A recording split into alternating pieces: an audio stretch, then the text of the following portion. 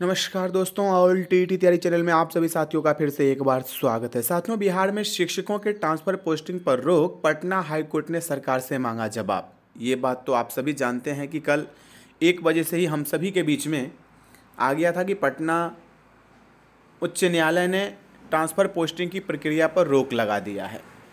सबसे महत्वपूर्ण इसमें यह है कि पटना हाईकोर्ट ने सरकार से जवाब मांगा है। 21 दिन का समय दिया है, 3 सप्ताह बाद होगी फिर से इसकी सुनवाई, और उसके बाद क्या होगा नहीं होगा ये कहना तो बड़ी मुश्किल है। पर नीति शिक्षकों को गुमराह करने की कोशिश यहाँ पर जिन्होंने केस किया है उनकी तरफ से कहा गया। बिहार में शिक्षकों की ट्रांसफर पोस्टिंग की नीति के खिलाफ औरंगाबाद के शिक्षकों की ओर से दायर केस की सुनवाई हाईकोर्ट में हुई है और शिक्षक संगठनों का आरोप है कि राज्य सरकार शिक्षकों को गुमराह करने की कोशिश कर रही है। जो नियमावली बनाई गई है और जो प्रक्रिया आवेदन के दौरान हो रही है उसमें अंतर है। शिक्षकों की तरफ से कोर्ट में अधिवक्ता मृत्युंजय कुमार और सरकार की तरफ से पटना हाईकोर्ट से सीनियर अधिवक्ता ललित किशोर ने पक्ष रखा। अब देखिए ललित किशोर ने क्या कहा ये भी जानना बहुत ज़रूरी है, क्योंकि ये सरकार के वकील हैं। वरीय अधिवक्ता ललित किशोर ने कोर्ट को बताया कि सरकार ने शिक्षकों को निर्देश दिया था कि वे 22 नवंबर 2024 तक अपने ट्रांसफ़र पोस्टिंग के लिए विकल्प दें।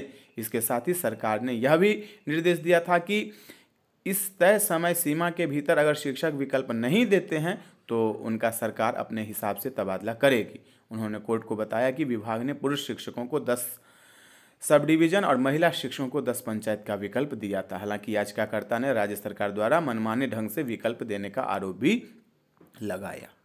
तो पटना हाईकोर्ट ने तो जवाब मांगा है सरकार से, विभाग से, पर उससे पहले ही माननीय शिक्षा मंत्री जी ने मुख्यमंत्री जी का हवाला देते हुए कहा कि इसमें कुछ कमियां हैं और शिक्षकों को ध्यान में रखते हुए सहानुभूतिपूर्वक हमने यह निर्णय लिया है। माननीय नीतीश कुमार जी के समक्ष हमने यह वार्ता किया है कि अभी ट्रांसफ़र पोस्टिंग की प्रक्रिया को स्थगित किया जाए और जब तक 5 वर्ष क्षमता परीक्षा नहीं हो जाती है तब तक यह प्रक्रिया जो है वो एक तरह से स्थगित रहेगी।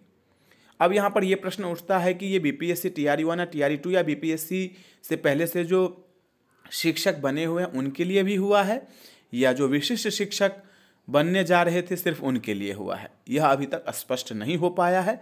पर आवेदन की प्रक्रिया अभी भी हो रही है। यदि कोई साथी आवेदन करने के लिए जा रहे हैं पोर्टल पर तो उनका आवेदन लिया जा रहा है। तो देखिए क्या होता है नहीं होता है। पर 2 दशक से जो प्रक्रिया रुकी हुई थी एक तरह से देखा जाए शुरू किया गया विभाग की तरफ से, और हम सभी को वह प्रक्रिया अच्छी नहीं लगी। हम सभी को लगा कि इससे हमारा नुकसान हो रहा है, तो हम कोर्ट गए और कोर्ट के साथ साथ हम सरकार के समक्ष भी गए, जैसे माननीय शिक्षा मंत्री जी ने भी कहा था। तो इस प्रक्रिया पर एक तरह से देखा जाए विराम लगा दिया गया कि आखिर इसमें कुछ सुधार किया जाएगा और जो शिक्षकों की हित की बात होगी वो हम करेंगे। अभी हम स्थानांतरण पुष्टि की प्रक्रिया को स्थगित रखेंगे। देखिए क्या सब होता है। पर बीपीएससी टीआरई 1 या टीआरई 2 वालों के लिए ये भी खबर आ रही थी कि नहीं, उनकी जो स्थानांतरण की बात है वह होनी तय है। तो देखिए क्या होता है नहीं होता है। पर अभी फिलहाल देखा जाए तो स्थानांतरण पोस्टिंग की प्रक्रिया स्थगित कर दी गई है। और सरकार के वकील ने क्या कहा वो आप सभी ने देख ही लिया कि भाई स्वाभाविक है 10 अनुमंडल का विकल्प पुरुष से लिया गया और 10 पंचायत का विकल्प जो है वो महिला से लिया गया।